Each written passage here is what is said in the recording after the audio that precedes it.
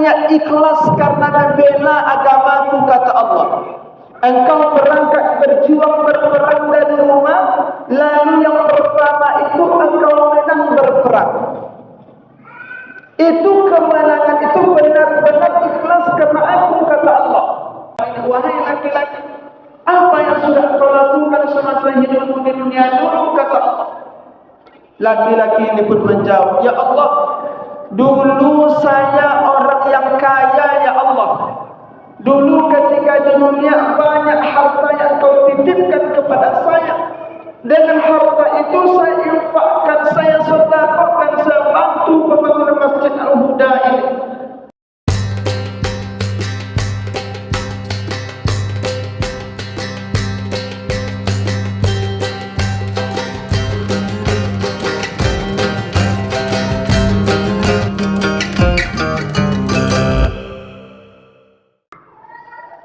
Bismillahirrahmanirrahim. Assalamualaikum warahmatullahi wabarakatuh.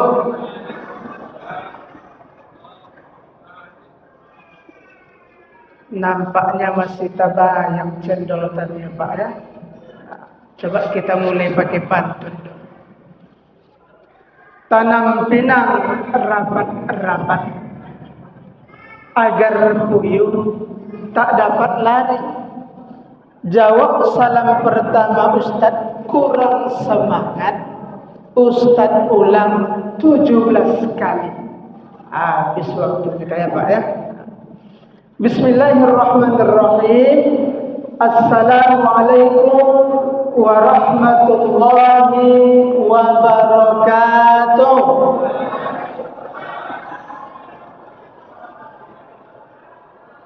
Alhamdulillah. Tak jadi 17 kali, Pak. Alhamdulillahirabbil alamin wa bihi nasta'inu ala umuri dunya waddin. Wassalatu wassalamu ala asyrafil anbiya'i wal mursalin wa ala alihi wa ashabihi ajma'in. Amma ba'd. Yang sama-sama kita hormati Bapak Ketua Pengurus Masjid Al-Huda, yang sama-sama kita hormati orang tua kita, tokoh masyarakat, alim ulama, Bapak Ketua RT, Ketua RW yang hadir pada malam ini yang dimuliakan oleh Allah Subhanahu wa taala. Seterusnya Bapak Ibu Ayah Bunda yang dimuliakan oleh Allah, mudah-mudahan kehadiran kita malam ini Allah selalu panjangkan umur kita, amin. Allah selalu sehatkan jiwa dan raga kita, amin, ya rabbal alamin. Berselawat kita kepada Rasulullah Muhammad sallallahu alaihi wasallam. Karena ketika kita mulai bangun tidur saja, Bapak Ibu, ketika kita sudah mulai bangun tidur itu kita sudah mulai bersyukur kepada Allah. Yang sebetulnya syukur itu bukan hanya dari segi ucapan lisan kita saja. Bersyukur kita alhamdulillah. Akan tetapi ketika kita bersyukur kepada Allah, kita menjalankan ibadah kepada Allah, mendekatkan diri kepada Allah, itu adalah wujud bentuk syukur kita kepada Allah. Maka ketika bangun tidur, wujud syukur kita, ucapan kita, alhamdulillahillazi ahyana ba'dama amatana wa ilaihin nusur. Syukur kita. Lalu bentuk wujud syukur kepada Allah, maka kita beribadah kepadanya. Mudah-mudahan ibadah puasa Ramadan kita hari ini insya Allah sampai di akhir Ramadan nanti diterima di sisi Allah Subhanahu wa ta'ala. Amin ya rabbal alamin. Berselawat kita kepada Rasulullah Muhammad sallallahu alaihi wasallam. Allahumma sholli ala Sayyidina Muhammad wa ala ali Sayyidina Muhammad. Assalamu alayka ya Rasulullah. Mudah-mudahan Bapak Ibu, ketika hidup ini kita rajin banyak-banyak berselawat kepada Rasulullah.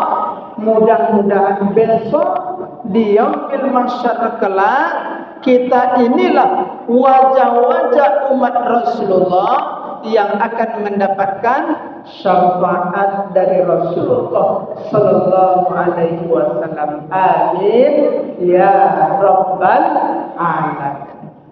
Baik Bapak Ibu yang Bunda hadirin kaum muslimin yang dimuliakan oleh Allah Subhanahu wa taala. Tanpa terasa bagi kita, malam ini kita sudah berada pada malam yang ketiga untuk menunaikan ibadah puasa Ramadan ini. Malam tarawihnya malam ketiga, yang tadi puasa kita baru 2 hari. Mudah-mudahan Bapak Ibu, istiqomah iman inilah yang kita harapkan. Karena kekuatan orang berpuasa itu tidak diukur dari segi badannya. Kadang badan kita tuh Bapak Ibu, badan besar, badan berlegak, badan yang luar biasa. Tapi kalau tidak beriman, maka tak sanggup untuk berpuasa Ramadan. Maka ketika Allah titipkan iman kepada kita, Allah izinkan kita untuk menunaikan ibadah puasa Ramadan, ada syaratnya Bapak Ibu. Maka tema malam ini, bagaimana agar puasa Ramadan kita tidak sia-sia. Itu bagi anak-anak kita mencatat, agar puasa kita tidak sia-sia. Lalu Bapak Ibu yang Bunda hadirin kaum muslimin yang dimuliakan oleh Allah Subhanahu wa taala, bagaimana usaha kita? Sudahlah kita tidak boleh makan, tidak boleh minum lagi di waktu siang hari, mulai dari terbit fajar sampai terbenamnya matahari. Kalau tidak kita jaga iman kita, maka apapun ibadah yang kita lakukan itu akan sia-sia di sisi Allah Subhanahu wa taala. Maka dari itu Bapak Ibu, terlebih pertama sekali terhadap baik ibadah puasa ini ataupun ibadah sholat kita ataupun ibadah sedekah kita, pada intinya setiap amal ibadah yang kita lakukan ada yang mesti kita jaga. Innamal a'malu binniyat. Sesungguhnya amal ibadah itu tergantung kepada niatnya Bapak Ibu. Misalnya nih, ada seseorang yang berinfak 1 juta, tapi dia tidak ikhlas. Kira-kira diterima tak di sisi Allah Subhanahu wa taala?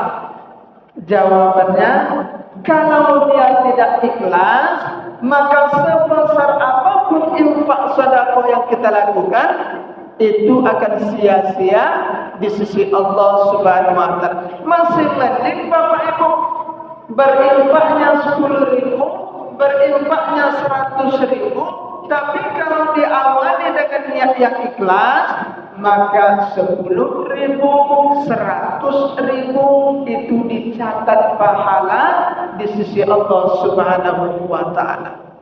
Oleh karena itu Bapak Ibu hadirin kaum muslimin, besok,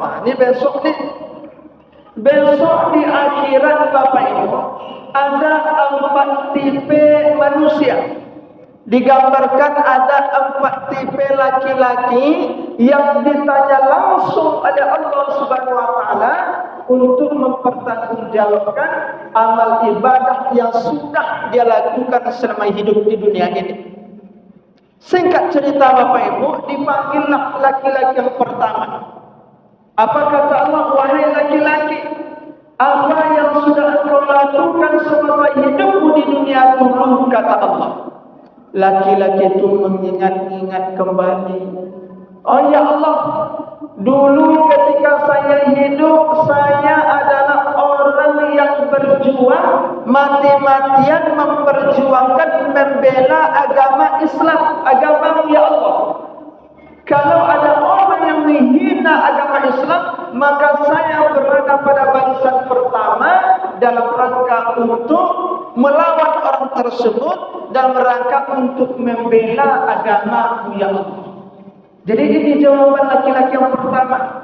Kata laki-laki pertama, bahkan semua hidupku ya Allah, saya berjuang berperang untuk membela agama-Mu ya Allah. Dan bahkan saya dulu gugur di medan perang, mati kena tembak, gugur di saat berjuang membela menegakkan agama Islam, agama-Mu ya Allah.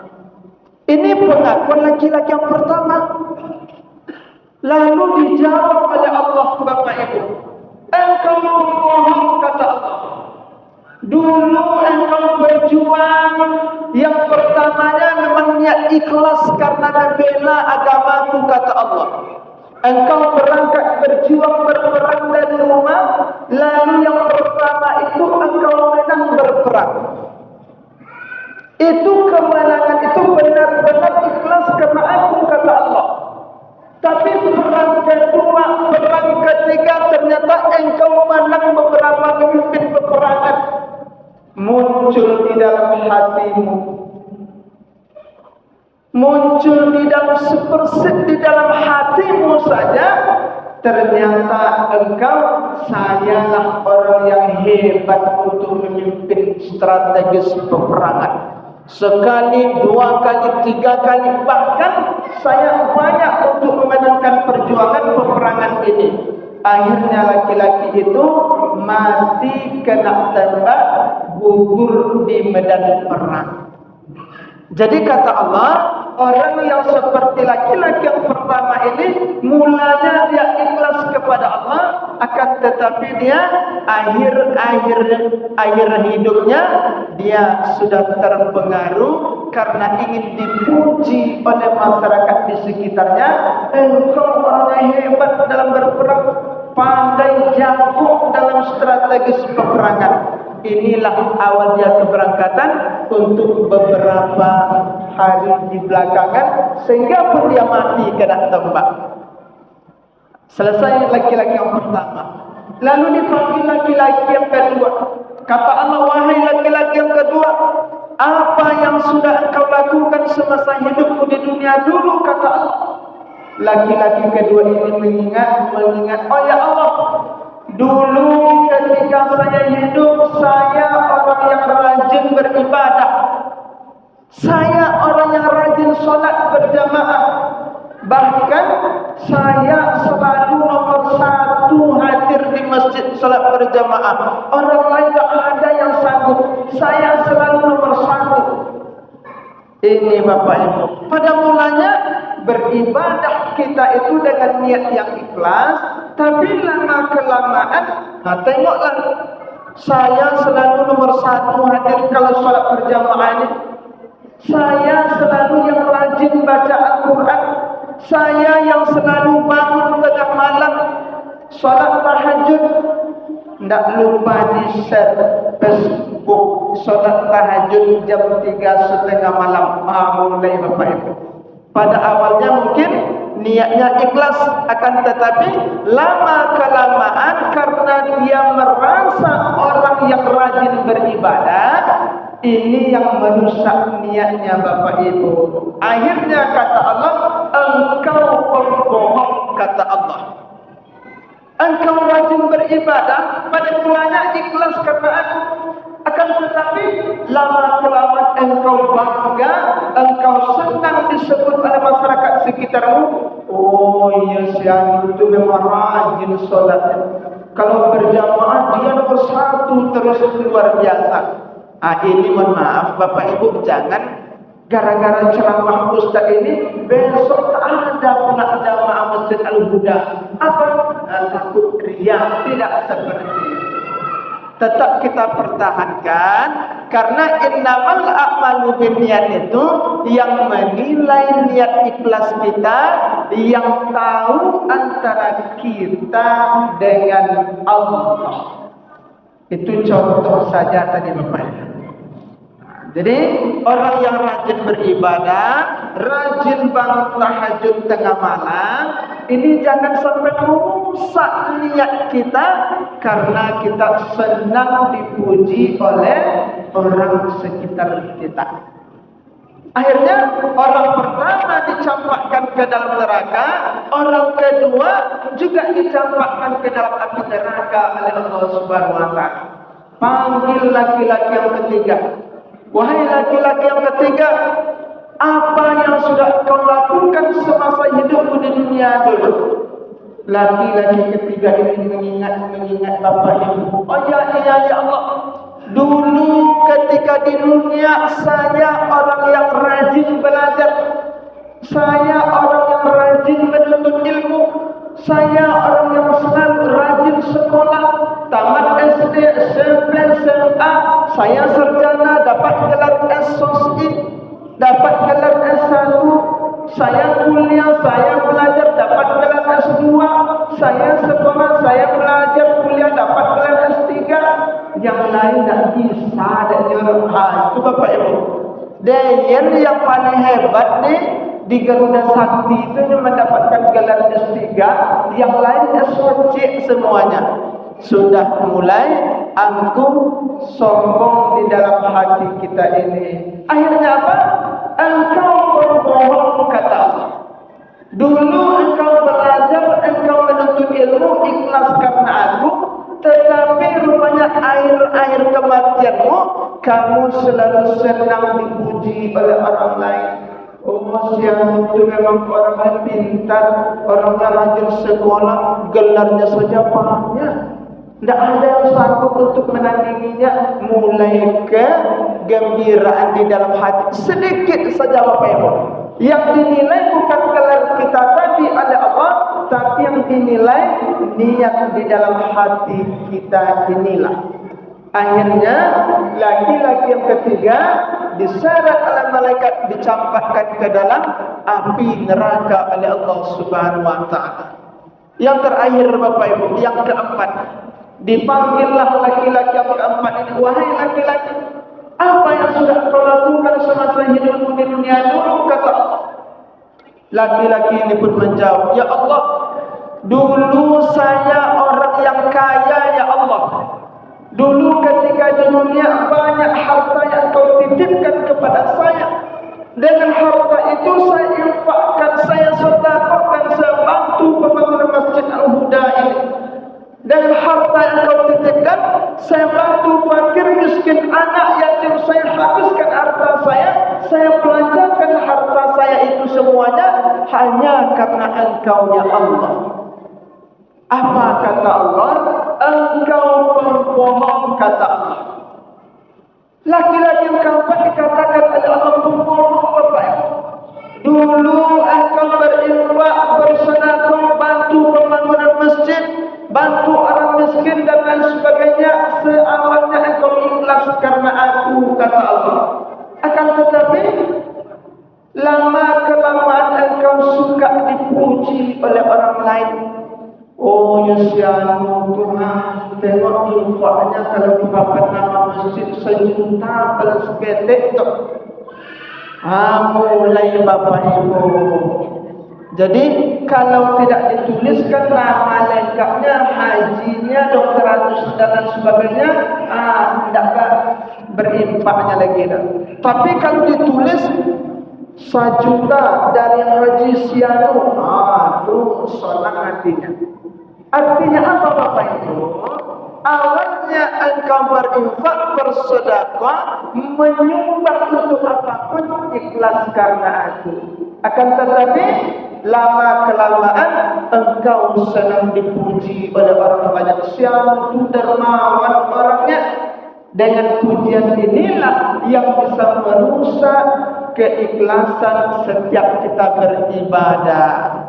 Maka kesimpulannya Bapak Ibu, baik puasa Ramadan yang kita tunaikan ini, tadarus Al-Quran kita, salat tarawih, salat tahajud kita, mudah-mudahan ini kita berusaha ya Bapak Ibu ya, Sesungguhnya yang menilai keikhlasan kita itu hanya Allah Subhanahu wa ta'ala.